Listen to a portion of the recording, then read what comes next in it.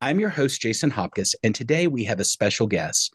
Dara, the founder of SAM+LEO, is focused on teen mental health. SAM+LEO supports well-being with specially formulated gummy vitamins designed to improve teenagers' lives. Dara's passion for health and wellness shines through her products, blending her global health strategy expertise with a commitment to mental health advocacy. Her impressive background includes roles as senior advisor at Panorama, where she worked on vaccine accessibility and Made by Dyslexia, a nonprofit started by Richard Branson to support dyslexic children. As Vice President of External Affairs for Erck, Dara led efforts in advocacy, communications, and resource mobilization for tuberculosis vaccine development. She also contributed to the Bill and Melinda Gates Foundation, focusing on increasing global health R&D funding and promoting innovative financing models. Dara holds a master's degree in international finance and business from Columbia University and a bachelor's of arts in international economics and politics from George Washington University. Dara, that's a mouthful. I am thrilled to have you here today on Nobody's Perfect Community and excited for the conversation that we're going to have, really focused on the work that you're doing with your brand, SAM+LEO. And we met through a mutual acquaintance recently and really, I think, just hit it off immediately around this, what I am calling a public health crisis that we're facing for youth mental health, and really want to unpack the work that you're doing and have done to address kind of the needs that are facing our youth and families today.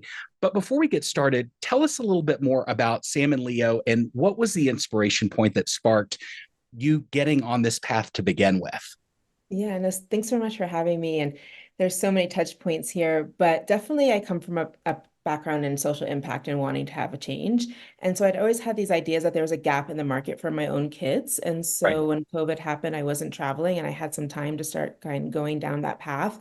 Started in body care, and then through some different events, noticed that there's also a huge gap in vitamins, and noticed that there's kids and adults. And then kind of wormed my way in there and thought, wow, there's really something here, but also more as a conduit for that conversation of how do we talk about mental health and things that I was dealing with my own kids. Right. Very deep and very entrenched in my own kids' background experience, and then leading to talking to other parents about their experience. I love that, and what a beautiful inspiration point that it really started from kind of what your living experience was at home. And I know you made the pivot here around addressing teen mental health.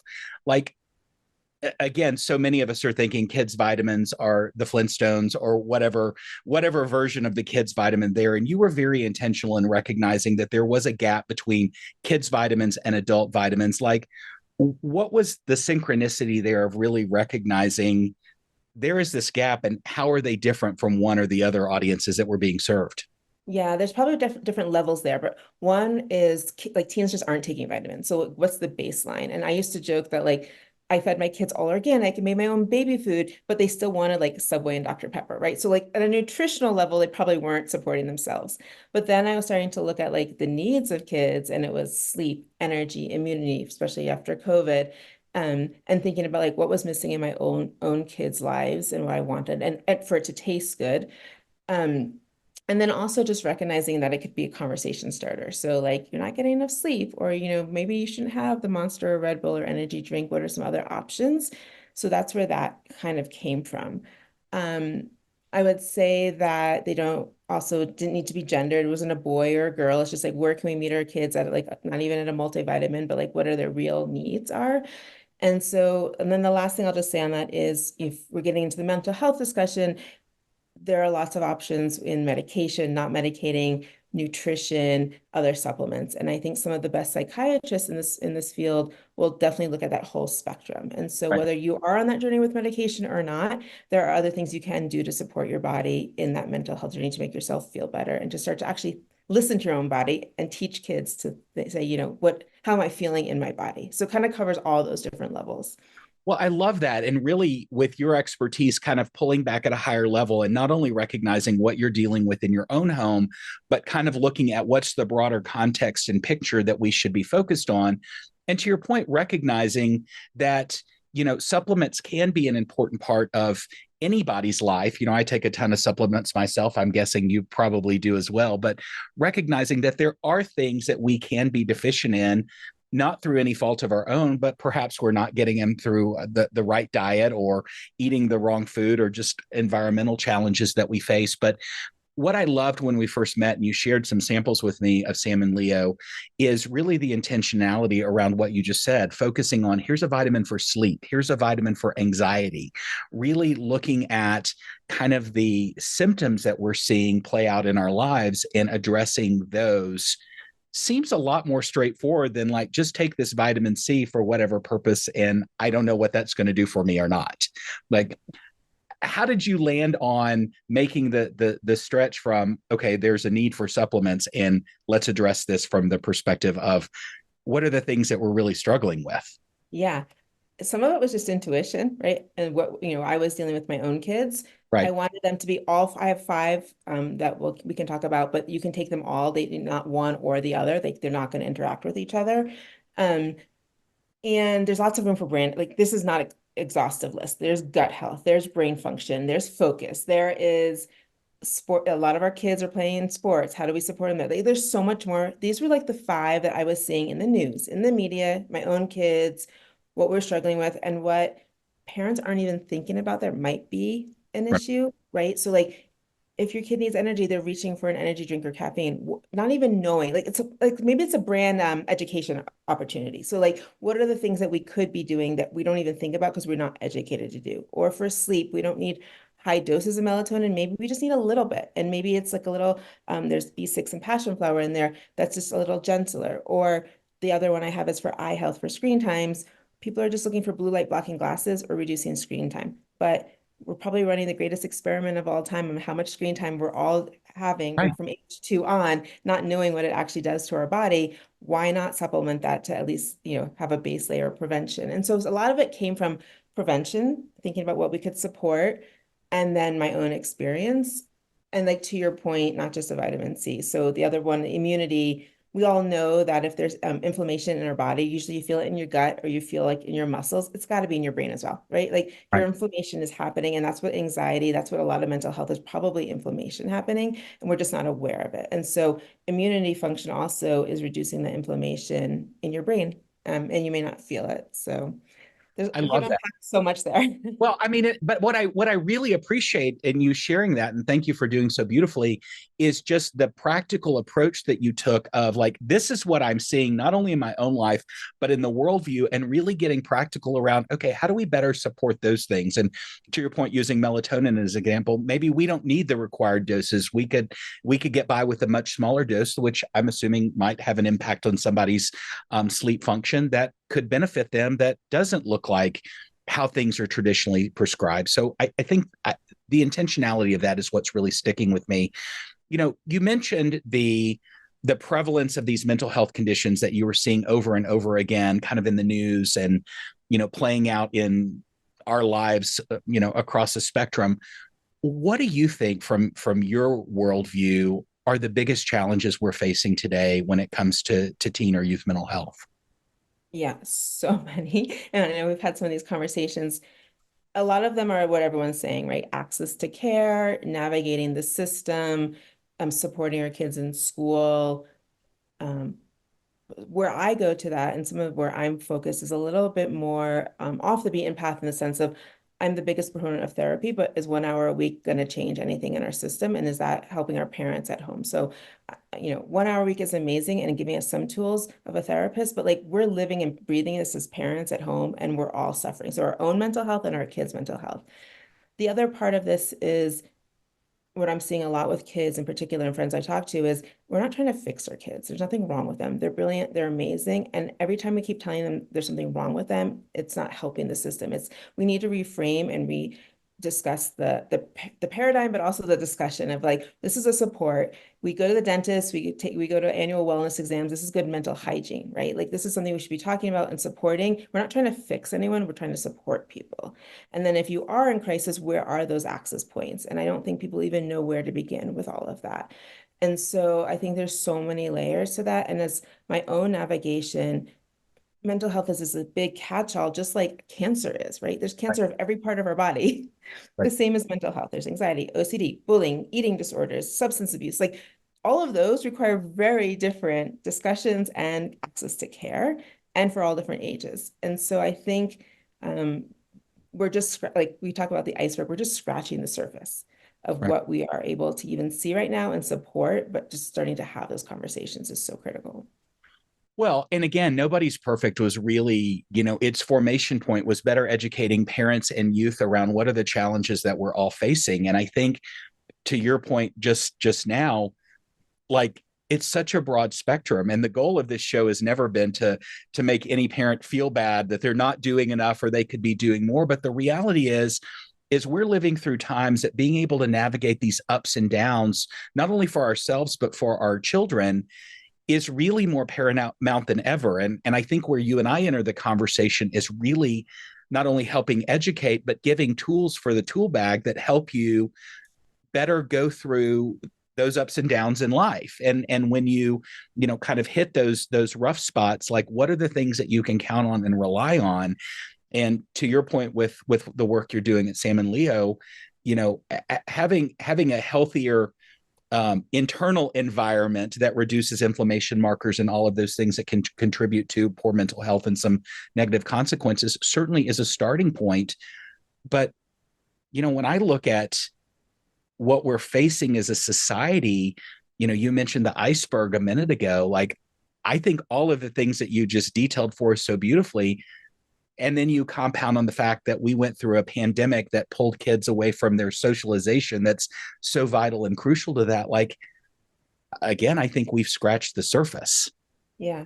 I would also just add like an example from last night, even a friend texted me saying, another friend of mine is not knowing how to navigate some school issues, um, not knowing IEP and all this like school support in high school. Can I put, how can I put you in touch with her or can you talk to her? My answer is always absolutely yes. If she's open to the conversation, I'm there. Like I like that people come to me for a resource. I'm a single mom, startup business, running all these things. Do I really have time for that? No, No, absolutely not. But I will never say no, and I want to help everyone who comes to me. But if that one person didn't ask a friend, like there's hundreds and thousands of other of those people sitting there with those same questions and those same struggles, not knowing where to go. And agreed. so I can help that one person, but I like you want to help so many more deal with that. Well, and how incredible that you have this heart of service, and I agree. I get the same sort of outreach all the time, which is again what the purpose of Nobody's Perfect Community was really this inspiration point of how can we be a hub of resources. We do actually have some great IEP videos on there on navigating that, so maybe you put that in your Yeah, tool belt I'll to link them for pass sure. on. Because the reality is I don't, I've done this work in mental health specifically for more than a decade, and the thing that I can tell you, I think pretty unequivocally, is people don't learn about mental health until it hits their home. And even then, they still don't necessarily learn about it. And, we look at the bandwidth we all have to get through our day. As you mentioned, you're a single mom, raising kids, starting a business. Like, you have a lot of pressures being put on you. And then having to add another layer on how do I navigate my own mental health and my kids? Like, it's a lot. So, in a level set for anybody that's listening, like, you're not doing anything wrong. But more importantly, you're really not alone. Like, we are all in the trenches, kind of facing this and navigating these things that come up for us. But understanding that in those times of struggle, it is okay to lean on somebody else for support. There are places of support to get plugged into, and recognizing you may have to do something different to get different outcomes. Like, does that pretty much boil down kind of the Fully. nutshell that we all face? Right. Yeah. And that's like the what's the definition of insanity? Doing the same thing over and over again, expecting the same, a different result or whatever. Like that's the Absolutely. same thing. Right. We have to look at it differently. So, what I'm so fascinated with about you, aside from the fact that I think you're wicked smart and you're doing some really amazing things here, how do you think your background in global health strategy and your work at organizations like Panorama and the Bill and Melinda Gates Foundation, how did that influence your approach to really tackling this youth mental health crisis? Because again, you're looking at this from a very different level than just being somebody that's smart that's trying to address this need here. Yeah, it's a great question. Because sometimes I joke that I think that solving malaria in Latin America would be easier than mental health or launching a vitamin brand. Like sometimes I'm like, why can't I just go back to that? That seemed easier, which is crazy to say that. Um, So I think number one is I probably lead from impact and care and kindness, right? Like I'm building a business, but it's not like I'm trying to make all this money and generate this revenue and that. Yes, that would be amazing, only so that I could give back. But Right. it really comes from a place of saw a need in the market, wanting to address it, and as a tool and access point. So I think my background in philanthropy and global health comes and leans into that social impact space.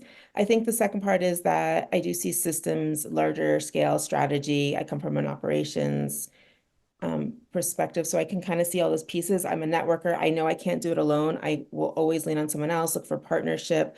Um, and so that's the other thing. And then people say like, you're by yourself, like I often say we at Sam+Leo, it's usually just me and some contractors, but we'll get there. We're going to get bigger. Right. But really, I have to take a moment for myself to appreciate that I built this by myself. But I also am the first person to say, I don't know what I don't know and have to lean into that. And I think where that comes into is the brand awareness and actually getting this out there, like being on podcasts, talking to people like you, connecting.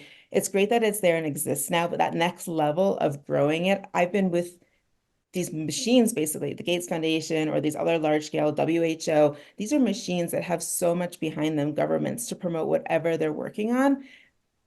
We're going to need something else to get there with this when we're doing it alone. Well, when you talk about machines, and I mean, kudos to you for taking this on. And I agree with you that solving malaria in a third world country probably would be easier.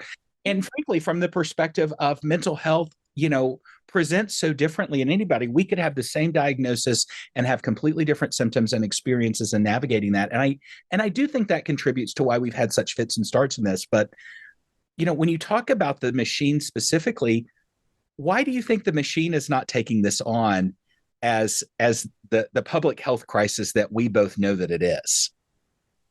Yeah. I think about that often and for different reasons. I think part of it is we're in a very decentralized system. And so we're relying on either local government, municipalities, even state governments to make some of these decisions for us instead of at a national level, even a global level. So we're all working really hard in these different organizations for very small parts of the pie instead of Right. as a holistic approach. Same in education. That was my experience with the Made by Dyslexia. What happens in the UK versus what happens here is drastically different. One based on size of the country, but also it's a very centralized system. And then I think it is awareness, like the stop smoking cessation, right? Or whatever these other have come before us, what it took to get to that awareness level. I think we're on to something, and I'm very optimistic that we get there. Right. But it's that slow burn of Right. until how many people do we have to lose by death or families destroyed, or to really link the economic toll with dollars until politicians also see that this is the dollar cost and we can save you X amount of dollars doing it a different way. Until that is ironed out, clad, I don't think we make that headway. Well, and I agree with you. And I think that you and I are sort of forging the path for going that direction. Because to your point about smoking cessation or seatbelts or car seats or vaccine awareness, like, I mean, take your pick.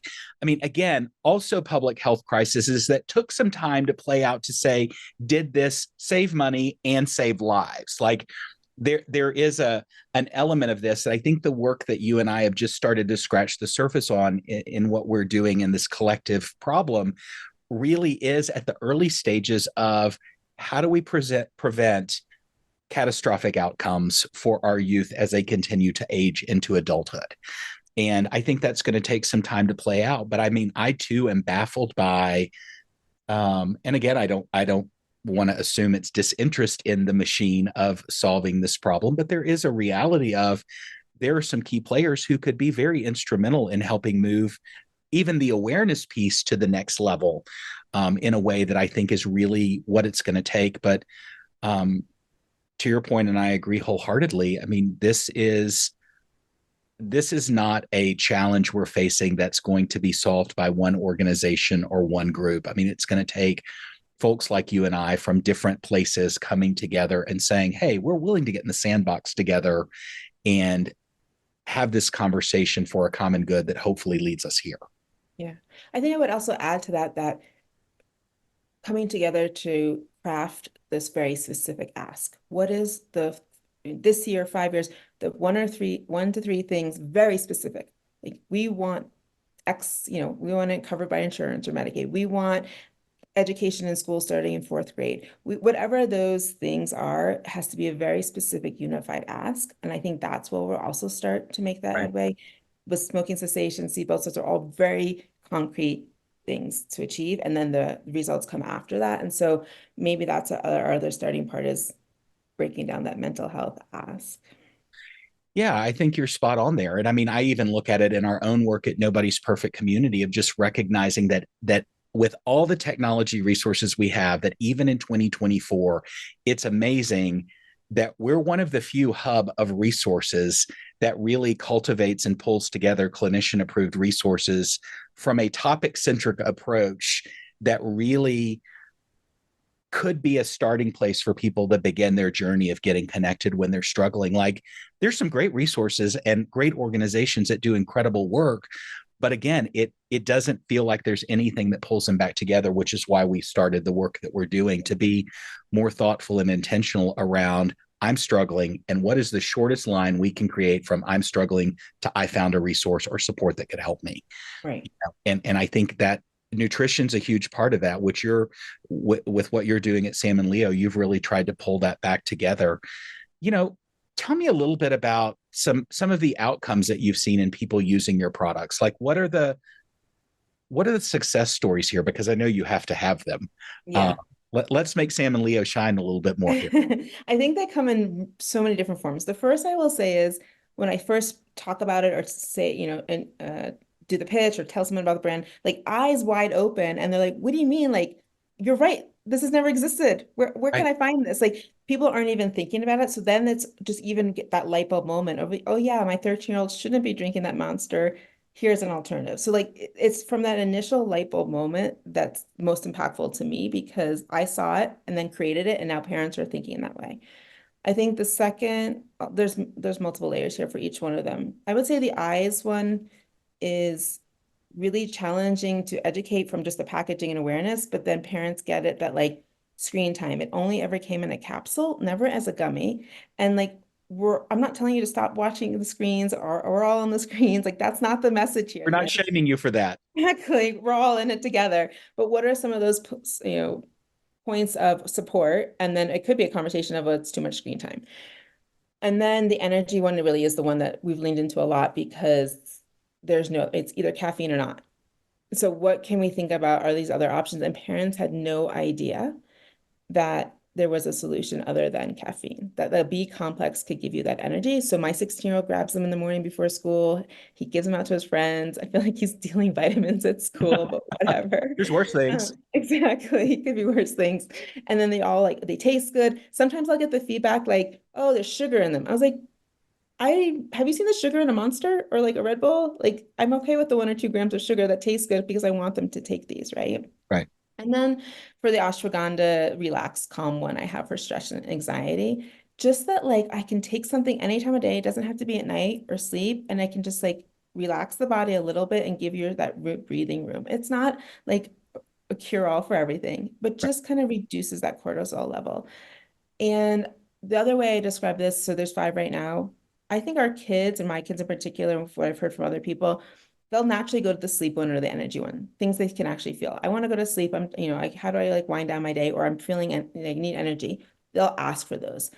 Immunity, relax, and eyes are more directed from the parents at the beginning. Like, Okay. this is something to support you. Maybe you should take this every day, or getting a cold or prevention. And so I think there's these two parts I'm seeing right now is where kids can start to ask and advocate for themselves, and where the parents are still leaning in. So I kind of actually like that it's kind of a joint approach.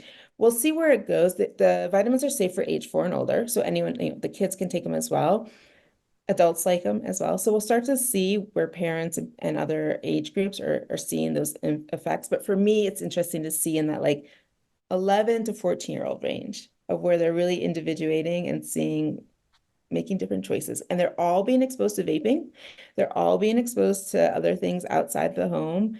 And so it's an opportunity to grab them and offer them something before they have those other Like, exposures. I mean, I love that. I mean, there's nothing wrong with any of that. And the reality is those are such pivotal ages to really start impressing upon and building in healthier choice and recognizing that I don't have to reach for that monster. I could do this instead and I'm going to get the same benefit or effect. I'm not saying that's the choice that they necessarily Yeah. want to make, Yeah. but there is a reality of if we have different choices, there are different options to choose. What impacts have you seen, if any, on, we've talked about the negative mental health consequences that we all are facing. How have you seen what you're doing at Sam+LEO really impact health and well-being on youth? Yeah. I definitely think it's leaning into the sleep for most of the things. Like, so I think one is the platform, offering parents options, offering kids options, and saying, wow, I can do other things. And then it's actually how it's feeling in the body and the gentleness of it. It doesn't need to be this high, low. It doesn't need to be a on-off switch. It doesn't need to be a yes or no. It is like a spectrum of how I feel. And that's been the most impactful. Also, like how we started the conversation of either it was Flintstone or it was a huge course pill to swallow, right? Like just having something in between that is a nice alternative. And I think, I'm actually hopeful there'll be other things in this space or my own brand extension to offer kids that wellness opportunity and for gut health. I also think the data is going to start coming out. We're starting to see the screen time data. We're starting to see how some of these drinks impact our gut health and brain. And once some of that data can be linked to it, I think parents will be looking for other solutions in that. Um, the other thing it's interesting is finding these groups, not just parents, not just kids, but I have psychologists and therapists who are like, I would love to have this in my waiting room for parents just so they see it as an alternative. Or kids at the end, like a lot of therapists seek teens in the afternoon after school. That 3 or 4 p.m. slump is no one wants to be in therapy then. The Right. kids are tired. And like being able to offer a B complex little pick me up energy in that office both for the therapy session, but also as a discussion point, to me, that's been a huge win. And I would love to be able to see more of that. I love that. And I never want to be I never want to be shaming of any parents and their habits, but I mean there is an element of often do as I say, not as I do, that I'm imagining some of this shines a light back on parents. What sort of awareness have you seen from the parents who have, decided to go on this journey of supplements with their youth? I'm assuming you're getting some positive feedback of, Yeah. oh, this really brings up like my own energy drink consumption or my own sleep habits or my screen time. Like, Yeah. I think the more confidential conversations I've had are a lot of parents are on antidepressants and are SSRIs and things for their own anxiety that they're managing. Maybe because I create that space that they feel comfortable talking to me about it. And they didn't even think that there's an ashwagandha gummy or something else that maybe they could pop instead or of, a quick anxiety fix. So that's been interesting to see that. I think they want to be better parents. They want to be more available for the kids and not explosive or more, so it's helping have that conversation on both ends. Um, I'm not sure we can change the caffeine consumption that we've all gotten addicted to at different points, but or at the least screen time we're addicted to. exactly. And then this might be more what I'm doing with my own kids and in the community that he's in, but with screen time and anxiety. And I think we're seeing a lot of it on social media, but like that before age 16, should we be giving our kids smartphones? And how much role modeling of us being on our smartphones in front of our children. And so it's a whole nother conversation, but with my 13-year-old, we have taken away his smartphone and he just has an Apple Watch. So the scrolling and some of that anxiety reduction, but that conversation has happened. Actually, there's multiple kids in his classroom, same situation. So that peer pressure has been reduced. The eye gummy is there to support. I mean, he's still a gamer. He's still going to watch TV. That's not going to change. So it's Right. still that eye function. But the parents have been talking about, okay, so we have an eye gummy. We're talking about eye and screen health. And if we're not the only parent taking away the iPhone or the smartphone before 16, it really helps other parents navigate that. It is sticky. It is not the best or fun thing to do with a kid who's already been introduced for a smartphone. But I can tell you from my own experience that the anxiety and some of the mental health pressure that we were seeing has drastically reduced because of phones and screen time. So, And I've heard that conversation from several parents. I mean, we've worked with hundreds of parents and youth and really, are always trying to figure out what is the gap between these conversations between them. And, I think technology is always kind of the line in the center of this because of course we have parents that are adaptives to technology at this point, and we have youth that are natives. And there's often a pretty wide disconnect around, I don't know what my kid's doing over here. I don't know how to navigate that safely. And so that usually results in one of two things. I go all in and I'm all over what they're doing, and they're detaching and doing other things that I don't want them to do, or I distance myself from it and just pretend that it doesn't exist. And I think what you're suggesting is there's a thoughtful way to have conversation, again, maybe challenging conversation that doesn't necessarily go well in the beginning, but what I have heard of that you just validated for us is that there are really improved outcomes in reducing this overstimulus that is elicited from being engaged in screen time. Not to mention, adult or youth in the conversation. I mean, just think about the impacts of not having access to that and the impacts it can have on your self-esteem. Like if you're not sitting there at 13 comparing your life to a highlight reel of somebody else, like there are some real benefits, I think, in absolutely figuring out what is the age that we introduce those things. And if we have, how do we reel that back? Yeah, if we had and reel it back is the hardest for sure, but Right. it's not impossible. And I just witnessed that. And my son he didn't even have social. He had YouTube, but he didn't have the like TikTok and Instagram. And that YouTube alone was too much. Right. Like the 2 second scrolling, constant scrolling, they have no attention. They're seeing the next thing, or they have access to information that was causing more anxiety. And so I think in coming back to the vitamins and supplements, the focus and the attention and the brain inflammation, like if we can support some of that, and take that away. We didn't take away his gaming. We didn't take away his TV.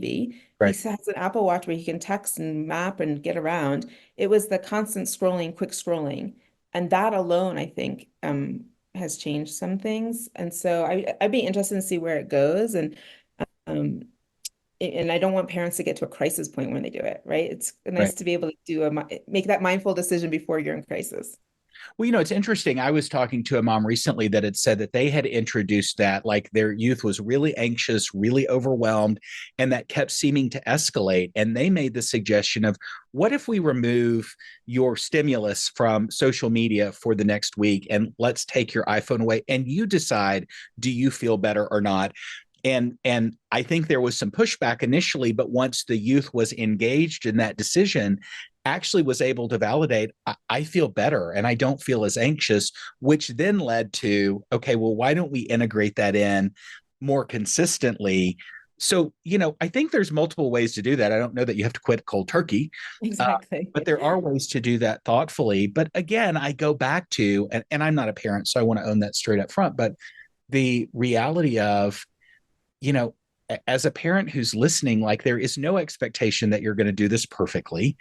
The reality is I hear your kids want to talk to you, and if maybe you're struggling to have those communications, like things like this can really be a beautiful spark point to have conversations that lead to improved outcomes. Completely. Yeah. And I'm all about that conversation piece too, and not being like that this is the way we're doing it. It has to be two ways because then they respect you more for that. And that trial testimonial piece of like, let's see how you feel after it Right. is huge. Because then they can, same with diet. We did some diet changes too to say, hey, you have to decide this for yourself, what you put in your Right. body and how it makes you feel. But And I'm here to support you with those, but the work is yours to do. And I mean, isn't that I think the beautiful thing about this conversation is it's so much easier to rewire those neural pathways when you're 11 or 13. When you get to be 40, it's a completely different conversation. Like, and again, I think that's where I hear youth really frustrated. Well, what my mom's on her phone all the time, or she makes bad choices, or my dad's not engaged because he's doing this. Like, again, going back to just the sheer awareness of the earlier we start these conversations, the easier it is to make a difference. And I mean, to your point that we've just talked about, I mean, having your youth engaged in it and them saying, oh, I feel better, or I've seen an improvement by not doing that, not eating that, not being on the screen as much, like that to me is a pretty easy way to build upon what's the next step up the staircase. yeah, for sure. And I am also mindful that when we talk also about substance abuse and substances, that phone and technology is as well. And Absolutely. so I think that sometimes when that phone is being used to self-medicate and self-soothe or escape or quiet the ADHD brain, we do have to be mindful that they don't seek a replacement for that. Right. And so that I am conscious of that like, wow, we saw these quick wins about taking away the screen time, but let's make sure that's not going somewhere else Right. for Leading to that. something else that's more harmful. Yeah. And No, I so think yeah. that's so critical to really be aware of and underscore kind of, the we do things that have negative consequence because it keeps us unplugged from the things that we're not wanting to deal with or feel. And I don't think that's a kid problem. That's a people problem. Any of us could be guilty of doing that at some point or another. you know, I know you and I are really focused on the big work here. And when we talk about this as a youth mental health as a public health crisis, and we talked about the machine earlier and kind of the simple buckets and helping them to pay attention. Aside from that, what do you think the practical next steps are that we should be taking? And if I'm a parent that's listening, what should I be doing first besides taking Sam and Leo vitamins? Okay, take the vitamins. I think it's modeling for our kids our own issues, our own faults. I recently had an experience with a friend going for a walk who has 5-year-old twins, and when her 5-year-old is was rebuilding a Lego over and over again to make it perfect each time, and was having this tantrum because she couldn't rebuild it perfectly the next time. I was so OCD perfectionism coming through, and I will first say I'm not a therapist, I'm not a psychologist, no experience here. But I said, our kids only see us leading our lives pretty perfectly. We function, we're making dinner, we're getting them to, like, they see everything work and they don't see us mess up. We don't talk about our mistakes, and they're constantly seeing mom and dad have their together, Right. um and then I can't. And so I said, what if you just tonight started saying, oh, I cut the carrot wrong, or I did this wrong, or whatever, just change it. So they start hearing you messing up. And like, she was like, oh my gosh, I think that actually will work. I didn't even think of it that way. And so I think first owning our own stuff and working on ourselves is the biggest first step. And then that vulnerability of saying, when do I need help for my kids is the second. And reaching out and talking to people, and not being afraid to talk, is probably the second thing. There's so many other things we could be doing and talking about and Yeah, promoting things. absolutely. And I think those are some really practical next steps. But, I mean, obviously the name Nobody's Perfect is derived from somewhere. And in our work, this was always built as a for youth by youth initiative. And in our precursor podcast called Teen Talk that we had with youth specifically, we had 35 plus episodes doing that work. The one thing that was pulled through every conversation was this thread of perfectionism and this need that we have to be perfect. And again, I don't want to make that a youth problem because I think that's a thread that's pulled through all of us that Yeah. goes throughout our lives. And I think your point is so well made in talking about just being honest about your own struggle. I've often said everyone struggles, and recognizing that perfection isn't real. It's this elusive quality that we're never going to get to. And while we may excel at or do many things very, very well, it's not necessarily a place that we get to. So I think, owning that and being able to be confident in honoring the fact that I can't do this perfectly either. I don't do everything perfectly with your kid. I think it goes a long way. And I also think it opens the door to some really thoughtful conversation around the things that we're all struggling with. I think it also builds or allows for compassion from our kids. So we're For sure. always taking care of our kids and being compassionate to them, or not always, but trying to be. And it allows us sort of for our kids to show compassion to us or to other people than themselves and be a little bit less um, selfish or think about someone else for a change. So if they can hear a parent struggle or a sibling struggle or even a friend struggle, that allows them to build some more compassion and understanding. Well, and frankly, isn't that kind of the definition of connection and relationship? I mean, when you talk about it, I mean, it is, we all want to be seen, valued, and heard. And I think that it's interesting to me, and I've had the privilege of working with some really amazing parents and really amazing kids, and just we all, I think, really want the same thing. And it boils down to that one word connection. And it's amazing to me that we still struggle so much in really talking about the things that we're dealing with in an open and honest way. Like, how do you think we get there? Not to Um, get too philosophical about it, yeah. but I mean, to me, it's the thing that kind of stands in the way. I think some of it's individuality and individuals. So I'm the first person to talk about my own medication journey or my kids' medication journey and know that it's not perfect and know that it's not for everyone or that I didn't start with medication or whatever that is. Right. And there are these taboos or things you don't talk about or whatever it is. And I think having a few people start to be able to make that conversation be okay. And also, honor your kids' confidentiality when you can or whatever. But I've seen the most change happen and the most walls come down when I've had those really vulnerable conversations and then they're able to have that, or even to ask those questions. Oh, how did you even think about that? Or where did you go with that? Because if you don't leave room for those conversations, and those conversations never happen. Right. And so that's where I feel like the most can happen. And if you come to a person who isn't willing to talk and isn't willing to share their journey, then there's just someone else. There's the next Right. person. And I think And I think that's the point to make clear here. There's always someone else. You are not alone. You may exactly. be alone in your current circle of influence, but the reality is there is somebody. It sounds like you're that mom that is willing to show up for somebody. Yeah. So you're not alone. I think that's Yeah. really Yeah. important. And I also recognize that I do co-parent well with my ex-husband, but I often recognize that that isn't always the case, and that there's also that strife of how to best support your kid between parents also can be a challenge. One, you think one way is the right answer, one way is that, and so you're kind of caught between that. And I think having communication between those people of like we're doing this for the best interest of our child. We may not have the answers, it may not be like the right thing, but we're trying this and trying to navigate that versus it being combative and challenging would be really helpful for parents as well. I couldn't agree more. Dara, I have loved this conversation. I know we could go on, but before we wrap up, how can people get connected to the valuable work you're doing with your supplements to Sam and Leo? And then tell us what's next for Sam and Leo. Yeah, so much on the horizon. You can find us at shopsamandleo.com, all one word. So shopsamandleo.com. Perfect. We're on Instagram, TikTok, Facebook at the same at Shop Sam and Leo. We're also on Amazon.